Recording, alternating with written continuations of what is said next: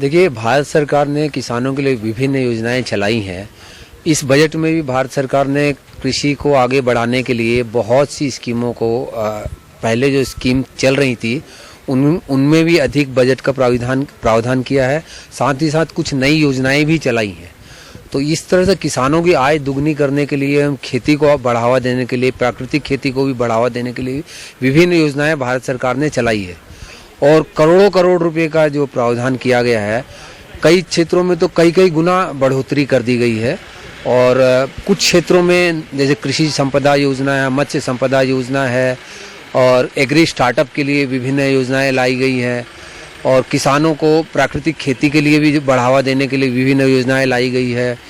कृषि क्षेत्र में ऋण को बढ़ावा देने के लिए 20 लाख करोड़ का इंफ्रास्ट्रक्चर क्षेत्र को बढ़ावा देने के लिए भारत सरकार ने प्रावधान किया है। इसी प्रकार जो हमारे जो जैविक खेती है उसको बढ़ावा देने के लिए विभिन्न कार्यक्रम भारत सरकार ने चलाए हैं। भारत सरकार की कृषक सम्मान योजना भी चल रही है। 60,000 करोड़ का प्रावधान इस बजट में किया गया है। इसके साथ ही फसल बीमा योजना जो पहले से चल रही है उसमें भी अधिक बजट का प्रावधान किया गया है। अनेक योजनाएं भारत सरकार लगातार कृषि को आगे बढ़ाने के लिए प्रयास कर रही है।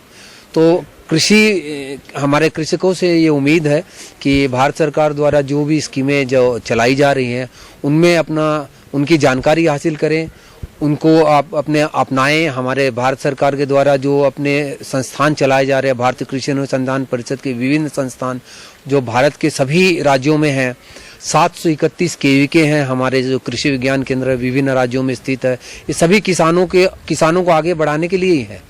तो हमारे संस्थान से जानकारी हासिल कर किसान अपने नई तकनीकों को अपनाकर और कृषि क्षेत्र में विभिन्न योजनाएं जो भारत सरकार ने लागू करी हैं उनको अपनाकर अपनी कृषि में हो रही आय को दुगनी तिगनी करने में अपने आप को सक्षम बना सकते हैं।